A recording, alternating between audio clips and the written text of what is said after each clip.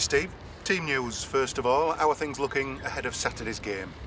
Apart from Simon, again, who we'll have a chat about later, and John Parkin, we had a practice game on Monday where I thought it would be a good chance to get 90 minutes and let me have another look at a few players against Chesterfield.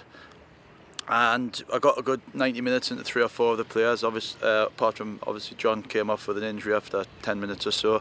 A little bit disappointed because there was a few lads I was organising the game for, really, like Ryan Cresswell, people like that, hoping to have a look at them in a bit more detail, and it didn't work out that way, so I think that one's closed now again.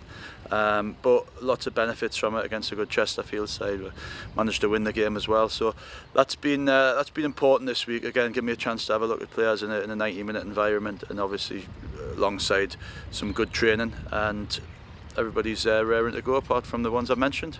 Did you get to look at any other trialists on Monday, and are you pursuing any of those? There's a couple played, but I don't think they'll be for this season. I think I might have a look at it again this summer, maybe invite them back for pre-season. You mentioned that John picked up a knock on Monday. Is that a bad one? It's a calf injury, so I don't know how. I don't think he'll be with us at the weekend.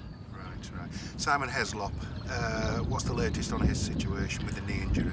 Yeah, unfortunately for Simon, the first surgery he had was unsuccessful, so he's had another sort of minor operation on his knee, and that'll probably rule him out for the rest of the season. But long term going forward, if it's gone the way that they think it has, then should have no problems getting back from it.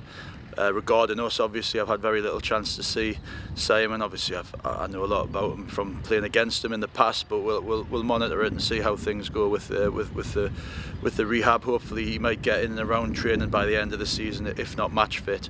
So as I say, we'll just keep monitoring it, and it's obviously disappointing for him, mainly him and his family, and obviously for the club, because he's a very experienced, very important player that I've been unable to use. So as I say, disappointing for everybody really.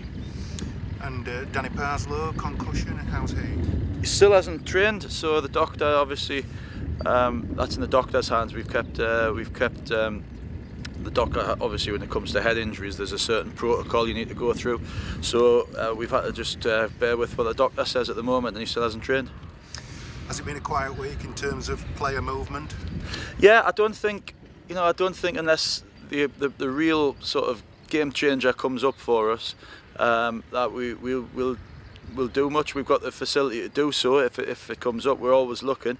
Me and Mickey took in another couple of games this week, but there's not really been anybody who I think it will definitely come in and improve us. And at the same time, we've hit a decent, I was going to say, a run of form. 2 games isn't a run in my opinion, but it's a step in the right direction.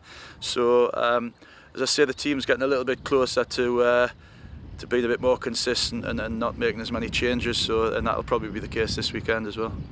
Got to ask you about the community stadium. There was news this week of a delay. It won't now be ready for the start of the season. As manager, does that give you any headaches this summer? It's disappointing, isn't it? It's disappointing because we were all looking forward to, I'm sure everybody involved in the club was looking forward to starting afresh in a new season on a positive front foot. But Bootham Crescent's a lovely stadium as well, so it's it's not a bad second choice, is it? But yeah, I mean it'll affect a lot of things. It'll affect the pre-season games, the fixtures that we maybe were going to have might be different now. I think quite a lot of organisation had gone into the opening of the stadium, and it just puts us back a few. But from my point of view, as a manager, it's nothing I can deal with. It's another one of those things that's out of my hands. So there's not a great deal of that's going to benefit from me worrying about it. I've just got to concentrate on trying to get 3 points against Saturday and trying to keep this run going of disappointingly.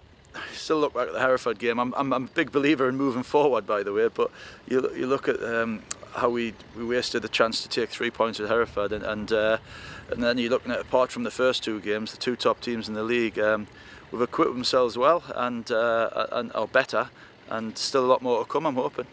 But reflecting on last weekend's victory, that was a real step forward for you and the team, wasn't it? It was.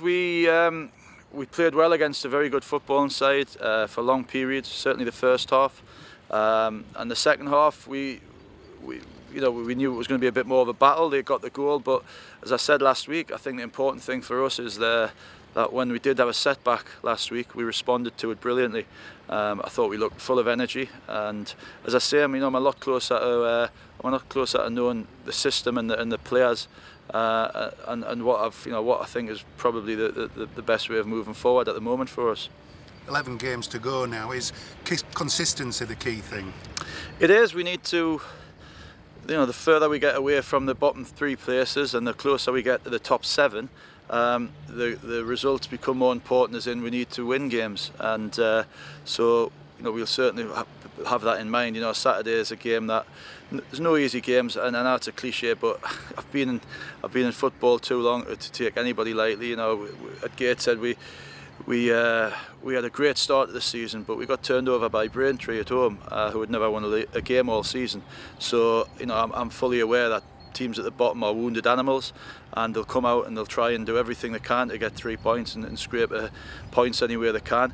Our job is to go out at home, be confident, be forward thinking, be front foot football, fans behind us, and hopefully drive forward and move on with another 3 points.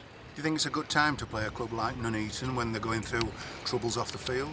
I don't. Again, it's not something I think of. Whatever happens to other clubs off the field, I've got enough on my plate at York City at the moment. I still haven't been here that long, and I'm trying to change things, day by day.